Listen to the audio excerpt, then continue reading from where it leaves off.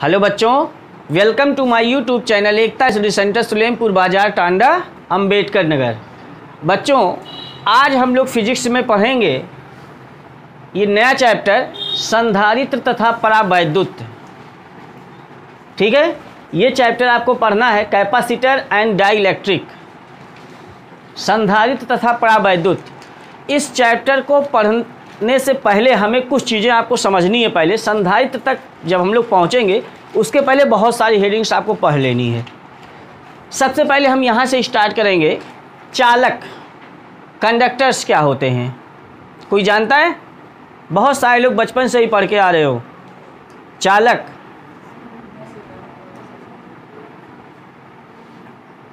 चालक किसे कहते हैं बताइए?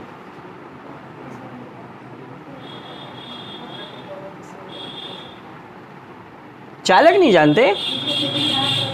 जिसमें विद्युत धारा प्रवाहित हो, मतलब वे पदार्थ जिसमें विद्युत धारा का सुगमता से प्रवाह हो सकता है, क्या कहलाते हैं? चालक कहलाते हैं, कंडक्टर्स कहलाते हैं। ये आप लोग सुने हो बहुत पहले से ही। चालक वे पदार्थ होते हैं जिसमें वैद्युत धारा का प्रवाह या वैद्युत आवेश का प्रवाह सुगमता से हो जाता है। जैसे धातुएं है ना, वो भी उसमें बताते हैं शायद पारा को छोड़कर, पारे को छोड़कर सभी धातुएं। ठीक है, तो कंडक्टर्स आप लिख ले जाओगे। अगर कोई पूछे चालक पदार्थ कौन कौन होते हैं, सोना, चांदी, लोहा, तांबा, जो भी आप ये सब जानते हो, जस्ता, ये सब क्या है? चालक है। इसमें धारा का प्रवाह होता है। लेकिन अचालक को ही कुचालक कहा जाता है, और उसी को ही एक और शब्द दिया गया है विद्युत रोधी। इंसुलेटर्स क्या होते हैं? विद्युत का अवरोध उत्पन्न हो, जिसमें विद्युत ना प्रवाहित हो। शब्द से ही स्पष्ट है। वे पदार्थ जिसमें आवेश का प्रवाह सुगमता से नहीं हो सकता, विद्युत धारा का प्रवाह आसानी से नहीं हो सकता, वे पदार्थ कुचालक पदार्थ या अचालक पदार्थ या विद्युत रोधी कहलाते हैं। जैसे प्लास्टिक है, लकड़ी है, सूखी लकड़ी है, कागज है, शुष्क हवा है ना, ये सब जो है क्या है? कुचालक या अचालक पदार्थ हैं। तो इन दोनों हेडिंग में से मेरे ख्याल से कोई प्रॉब्लम है नहीं। या आप लोग समझते हो या आप लोग लिख लो, इसको लिख लोगे सभी लोग अगर पूछा जाता है तो। ठीक है, अब नई चीज़ हम लोग पढ़ेंगे। चलिए, तो इतना आप लोग अपने मन से लिख लीजिए, सभी लोग नोट कर लीजिए। लिख लोगे ना? ठीक है, वेरी गुड।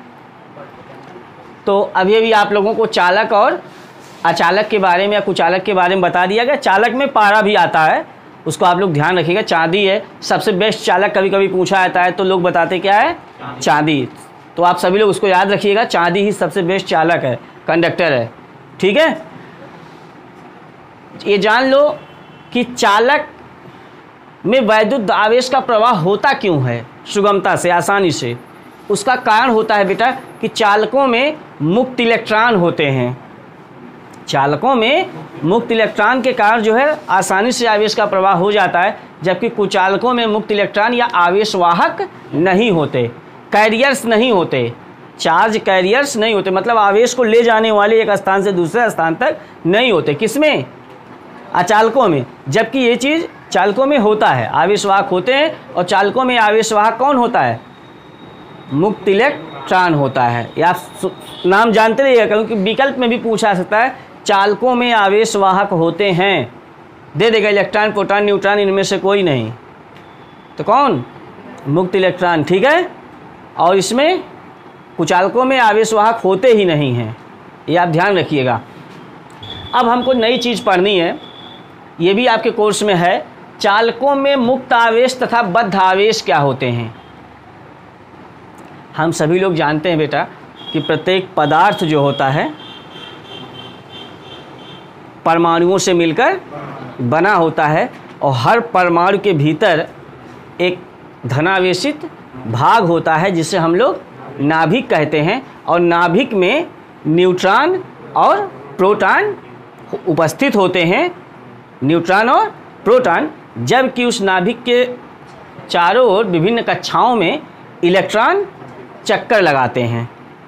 ठीक है, नाभिक जो होता है ये पूरा परमाणु जो होता है वो वैद्युत का उदासीन होता है, क्योंकि प्रोटॉन पर धन आवेश होता है और न्यूट्रॉन पर कोई आवेश नहीं होता। इसी वजह से नाभिक धनावेशित होता है और इलेक्ट्रॉन पर जितना आवेश होता है उतना ही प्रोटॉन पे आवेश होता है, और ऋणावेशों की संख्या और धनावेशों की संख्या बराबर हो जाने के कारण परमाणु पूरा विद्युत का उदासीन हो जाता है ना। इस प्रकार पूरे परमाणु पर कोई आवेश नहीं होता। लेकिन नाभिक की बात करें तो नाभिक धनावेशित होता है। ये जो इलेक्ट्रॉन बेटा, जो इलेक्ट्रॉन नाभिक से सबसे पास वाली कक्षा में होते हैं वो नाभिक से प्रबल आकर्षण बल के कारण बंधे रहते हैं। जो इलेक्ट्रॉन नाभिक के एकदम पास वाली कक्षा में होंगे वो नाभिक के धनावेश और इलेक्ट्रॉन पर ऋणावेश के कारण उनके बीच प्रबल वैद्युत आकर्षण बल लगता है, इसी कारण वो बंधे रहते हैं। लेकिन जिस तरह से उनकी कक्षाएं दूर दूर होती जाती हैं तो जो इलेक्ट्रॉन नाभिक से जितना दूर होता है उन पर आकर्षण बल उतना ही कम लगता है। लेकिन वे इलेक्ट्रॉन जो किसी भी परमाणु के सबसे बाहरी कक्षा में होते हैं उन्हें हम लोग संयोजी इलेक्ट्रॉन कहते हैं। जो इलेक्ट्रॉन परमाणु के सबसे बाहरी कक्षा में होते हैं उन्हें संयोजी इलेक्ट्रॉन कहते हैं। तो आज ये समझ लो आप लोग, संयोजी इलेक्ट्रॉनों पर जो नाभिक का आकर्षण बल लगता है वो बहुत ही कम लगता है। बताया जाता है कि कमरे के ताप पर ही संयोजी इलेक्ट्रॉन जो होते हैं वो परमाणु से अलग होकर परमाणु के भीतर ही इधर उधर अनियमित गति करते हैं। इन्हें ही बेटा मुक्त इलेक्ट्रॉन कहा जाता है। वही संयोजी इलेक्ट्रॉन जो अपनी कक्षा से अलग होकर परमाणु के भीतर इधर उधर अनियमित गति करते हैं वे क्या कहलाते हैं? मुक्त इलेक्ट्रॉन कहलाते हैं। समझ रहे हो? ये तो मुक्त इलेक्ट्रॉन हो गए। और अगर किसी भी परमाणु से मुक्त इलेक्ट्रॉन जैसे निकलता है, मुक्त इलेक्ट्रॉन जब निकल जाता है तो उस पर आवेश क्या बचता है? धन आवेश बचता है। तो वे इलेक्ट्रॉन निकल जाने के बाद वो आयन बन जाता है। क्या बन जाता है? आयन। तो आयन जो होता है वो धन आयन जो होता है वो स्थिर होता है परमाणु के भीतर। परमाणु के भीतर धन आयन जो होता है वो स्थिर होता है, उसी को कहा जाता है बद्ध आवेश। क्या कहा जाता है? तो आज समझ लो आप लोग, धन आयनों को बद्ध आवेश कहते हैं और मुक्त इलेक्ट्रॉन को मुक्त आवेश कहते हैं। मुक्त इलेक्ट्रॉनों को क्या कहते हैं? मुक्त आवेश। लेकिन धन आयनों को बद्ध आवेश कहा जाता है। धन आयन परमाणु के भीतर इधर उधर नियमित गति नहीं करते, लेकिन मुक्त इलेक्ट्रॉन वो परमाणु के भीतर इधर उधर अनियमित गति करते हैं। तो मुक्त इलेक्ट्रॉनों को मुक्त आवेश कहते हैं और धन आयनों को बद्ध आवेश कहते हैं। इतना मेन निष्कर्ष निकला जो आपकी यहाँ हेडिंग पर ही है।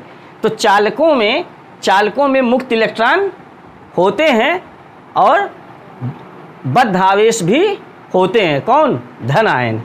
लेकिन अचालकों में या कुचालकों में बेटा, अचालक ही हो या कुचालक हो बेटा, उसकी बाहरी कक्षा जो होती है, उस जो भी पदार्थ होगा उसके परमाणु का बाहरी कोश जो होता है, कक्षा जो होती है, उसमें उसका पूरा कोश भरा होता है। उसका पूरा कोश भरा होता है, वो खाली नहीं होता। इसलिए उसमें से इलेक्ट्रॉन हटता नहीं है या उसमें इलेक्ट्रॉन आ नहीं सकता। समझ रहे हो? कुचालक का जो बाहरी कक्षा होता है वो पूरा भरा होता है, उसमें संयोजी इलेक्ट्रॉन होते ही नहीं है। उसमें संयोजी इलेक्ट्रॉन नहीं होते। किसमें? कुचालकों में। जब कुचालकों में संयोजी इलेक्ट्रॉन नहीं होते तो अलग नहीं होंगे, उसमें ठहरेंगे घूमेंगे नहीं, तो इसका मतलब मुक्त इलेक्ट्रॉन भी या मुक्त आवेश भी नहीं होगा। और जब मुक्त आवेश नहीं होगा तो बद्ध आवेश कहाँ से होगा और कैसे उसमें आवेश का प्रवाह हो पाएगा? इसी वजह से अचालकों या कुचालकों या विद्युत रोधी पदार्थों में आवेश का प्रवाह नहीं होता, क्योंकि उसमें मुक्त आवेश ही नहीं पाया जाता। जबकि चालक में संयोजी इलेक्ट्रॉन होते हैं, वो अलग होकर के कमरे के ताप पर परमाणु के भीतर इधर उधर नियमित गति करते हैं, इसलिए उन्हें मुक्त इलेक्ट्रॉन कहते हैं और मुक्त इलेक्ट्रॉनों को ही मुक्त आवेश कहते हैं। ठीक है। और ये समझ लीजिए जहाँ से वो इलेक्ट्रॉन अलग होते हैं वहाँ पे धनायन हो जाता है, और धनायन ही वो इधर उधर गति नहीं करता, वो स्थिर रहता है, इसीलिए उसे बद्ध आवेश कहा जाता है। तो मेन निष्कर्ष निकला, चालकों में बद्ध आवेश धनायन होते हैं और मुक्त आवेश मुक्त इलेक्ट्रॉन होते हैं, जबकि अचालक या कुचालक पदार्थ में ऐसा कुछ नहीं होता, क्योंकि उसकी बाहरी कक्षा पूरी तरह से भरी होती है। तो मेरे ख्याल से आप लोग चालकों में मुक्त आवेश क्या है और बद्ध आवेश क्या है इसको भी समझ गए हो। ये समझने की बात है बेटा, आप बुक से पढ़ भी सकते हो इसको।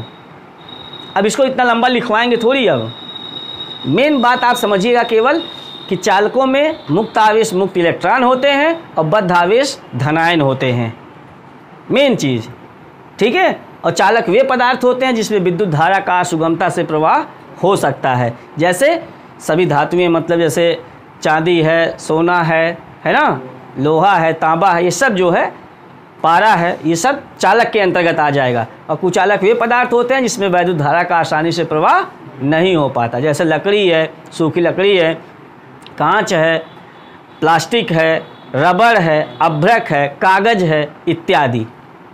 समझ गए? चालक पदार्थ समझ गए, कुचालक पदार्थ समझ गए, और चालकों में मुक्त आवेश और बद्ध आवेश क्या होते हैं इसको भी समझ गए, ठीक है। तो अब हम लोग जानेंगे नेक्स्ट टॉपिक, धारिता। तो इतना आप लोग समझ चुके हो, तो इसके बारे में जो कुछ लिख सकते हो, जरा एक बार लिखो आप लोग, ठीक है। जितना आप लोग सुने लिख लो, और सामने तो ठीक है। तो इस तरह से आप लोगों ने 3 टॉपिक बेटा पूरा कंफर्म सीख लिया कि चालक क्या होता है, अचालक क्या, कुचालक या विद्युतरोधी क्या होता है, चालकों में मुक्त आवेश और बद्ध आवेश क्या होते हैं। इतना सीखने के बाद बारी है सीखने की कॉन्सेप्ट ऑफ इलेक्ट्रिकल कैपेसिटेंस, वैद्युत धारिता की अभिधारणा, कॉन्सेप्ट क्या है। यहीं से स्टार्ट हो रहा है पूरा चैप्टर आपका, समझिए। क्योंकि जब भी आपसे इस चैप्टर के बारे में कोई कहे क्या पढ़ रहे हो, कहोगे वैद्युत धारिता पढ़ रहे हैं, तो सबसे पहले यही प्रश्न होगा कि वैद्युत धारिता बताओ क्या होता है। वैद्युत को छोड़ो, धारिता क्या होता है, वैद्युत तो अभी हम लोग लाएंगे। धारिता क्या होता है, कोई जानता है? धारिता, धारिता, धारिता केवल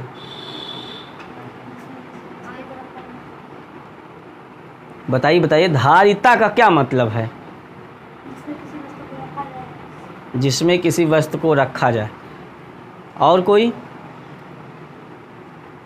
मतलब यूं समझ लीजिए बेटा, किसी पदार्थ की धारिता वो होती है जो, मतलब किसी पदार्थ की धारण करने की क्षमता, किसी भी चीज़ को जितनी वो धारण कर सकती है, जितना अपने में समा सकती है, जितना अपने में रख सकती है, वो जितना उसमें, और शुद्ध हिंदी बोले तो जितना उसमें आमा सकता है, जितना उसमें आ सकता है, जितना उसमें हो सकता है ना, वो क्या है?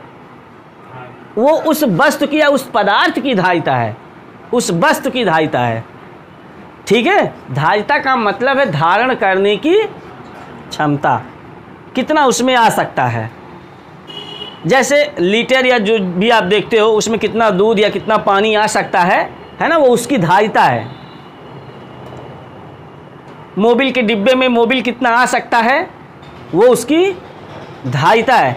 पेप्सी और कोको कोला क्या क्या आप लोग पीते हो जो उसमें वो आता है ना, वो क्या है? उसकी धारिता है। तो किसी पदार्थ की धारिता वो जितना उसमें वो धारण कर सकता है, जितना उसमें सामान कोई या कोई वस्तु या कोई पदार्थ आ सकता है, वही क्या है? उसकी धारिता है। तो धारिता का मतलब धारण करने की क्षमता। लेकिन वैद्युत धारिता का क्या मतलब?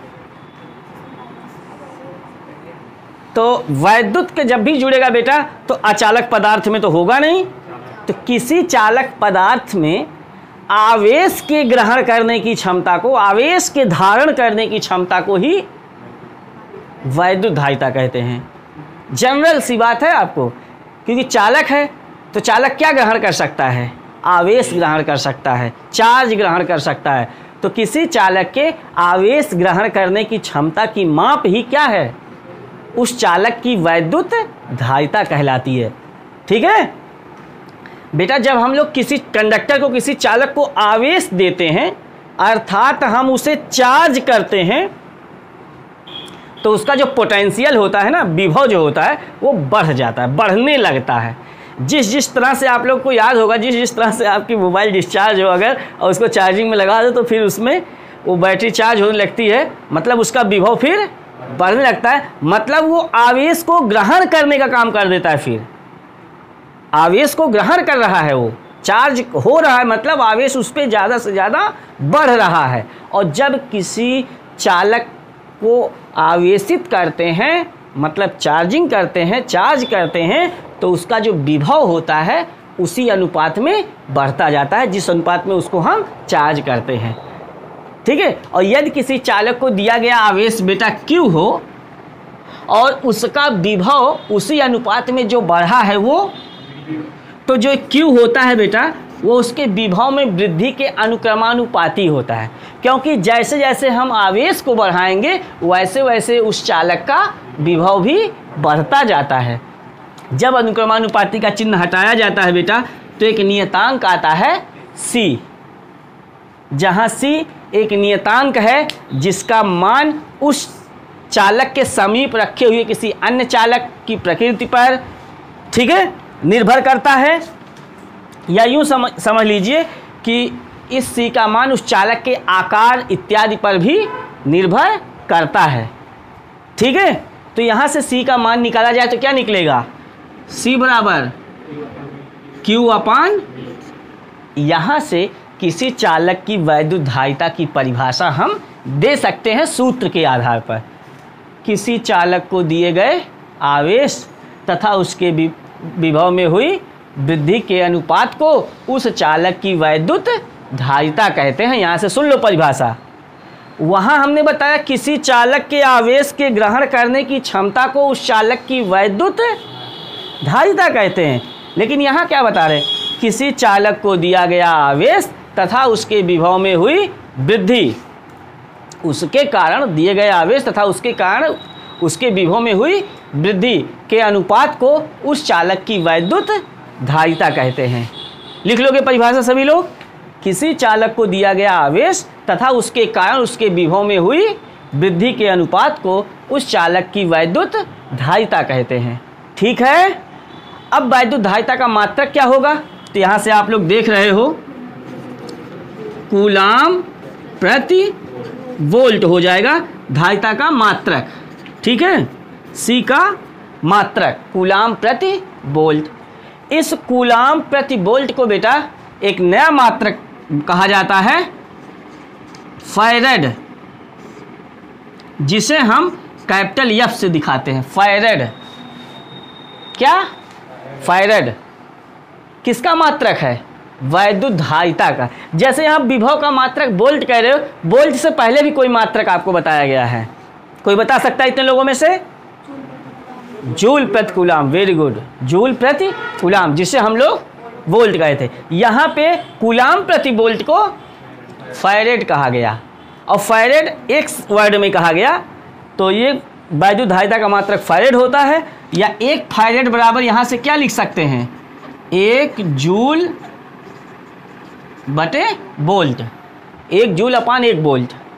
मतलब अगर एक फैरेड की परिभाषा देनी हो तो क्या बताओगे, बताओ। ये सॉरी जूल नहीं रहेगा, यहाँ कूलाम रहेगा, 1 कूलाम प्रति वोल्ट। मतलब यदि किसी चालक को 1 कूलाम आवेश देने से उसके विभव में वृद्धि 1 वोल्ट हो जाए तो उस चालक की धारिता बस 1 फैरेड होगी। ठीक है। किसी चालक को 1 कूलाम आवेश देने से यदि उसके विभव में वृद्धि 1 वोल्ट हो जाती है तो उस चालक की धारिता 1 फैरेड होती है। परिभाषित कर लोगे सभी लोग, ठीक है। हाँ, 1 माइक्रो फैरेड और 1 पीको फैरेड, ये दोनों बहुत बार आपको इस पूरे धारिता में यूज करना है। म्यू एफ ये लिखा जो माइक्रो फैरेड इसे बोलते हैं। 1 माइक्रो फैरेड में बेटा 10⁻⁻⁶ फैरेड होगा। सवाल फैरेड में लगाया जाएगा। अगर माइक्रो फैरेड आया तो आपको सवाल को फैरेड में करके बदल के लगाना है। ठीक है। और पी एफ 1 पीको फैरेड में 10⁻⁻⁴ 12 फैरेड होता है। धारिता में 2 मात्रक ज़्यादा आपको मिलेंगे।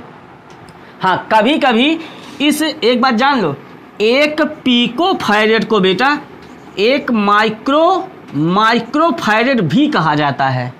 अगर कहीं ऐसे लिखा हो माइक्रो फैरेड तो आप घबराना मत उसको देख के। माइक्रो फैरेड का मतलब है पिको फैरेड, अर्थात एक माइक्रो फैरेड में भी 10 की घात -12 फैरेड ही होगा। तो न्यूमेरिकल में सवाल लगा रहे हो, कहीं माइक्रो 2 बार लिख दिया जाए तो आप घबराइएगा ना, उसको कहीं तो बताया ही नहीं सर जी ने कि केवल माइक्रो फैरेड का बताए थे, माइक्रो 2 बार लिखा हो, एफ लिखा हो, तब क्या करेंगे हम। तो उसको आप पिको फैरेड समझिएगा, वो 10 की घात -12 से गुणा करके सवाल लगाइएगा। ठीक है, जरा इसके विमीय सूत्र की ओर अगर हम आगे बढ़ें तो इसका विमीय सूत्र क्या होगा जरा बताना।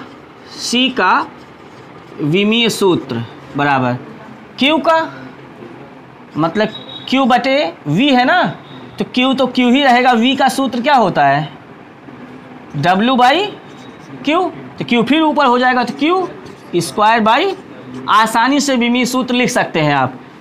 क्यू का 80 होता है तो ए स्क्वायर, और डब्ल्यू का आप लोग याद किए होंगे ml स्क्वायर टी -2। सबको एक साथ करो, m को ऊपर ले चलो, m-1 l -2, ये t की पावर 2 है, 2 ऊपर जाएगा 4 हो जाएगा, और a 2। ये हो गया इसका विमीय सूत्र। अगर आपको सूत्र आता है बेटा, सूत्र याद है, तो विमीय सूत्र ये रटा नहीं जाता, ये निकाला जाता है फटाक से सूत्र लगा करके। और ये जनरल से सूत्र जो है ये सब 11th में आप सीखे हो। ठीक है, MKS पद्धति में वैद्युत धारिता का मात्रक,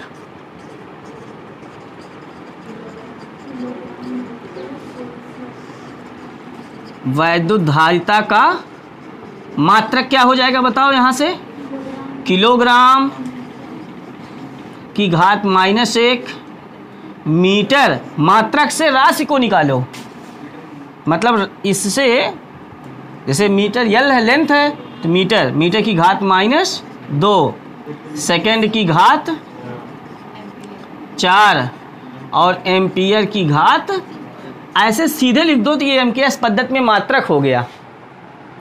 ठीक है, तो मुझे लगता है वैद्युत धारिता का कॉन्सेप्ट आप समझे कि जब हम किसी चालक को चार्ज करते हैं तभी उसका विभव बढ़ता है, उसी अनुपात में बढ़ता है जिस अनुपात में उसको हम चार्ज करते हैं। और अर्थात हम कह सकते हैं कि जो आवेश होता है विभव वृद्धि के अनुक्रमानु, और जब अनुक्रमानुपाती का चिन्ह हटता है बेटा तभी वो नियतांक आता है जिसे हम चालक की वैद्युत धारिता कहते हैं, C। ठीक है, तो C से यहाँ सूत्र निकाले तो धारिता एक नियतांक यहाँ पे आपको मिला। अगर सूत्र से परिभाषित करें तो चालक को दिया गया आवेश और उसके विभव में हुई वृद्धि के अनुपात को उस चालक की वैद्युत धारिता कहते हैं। और जनरल परिभाषित करें तो किसी चालक के आवेश ग्रहण करने की क्षमता को ही उस चालक की वैद्युत धारिता कहते हैं। ठीक है, तो आपको अगर इतना समझ में आ गया हो तो आप इतना नोट कर लीजिए सभी लोग।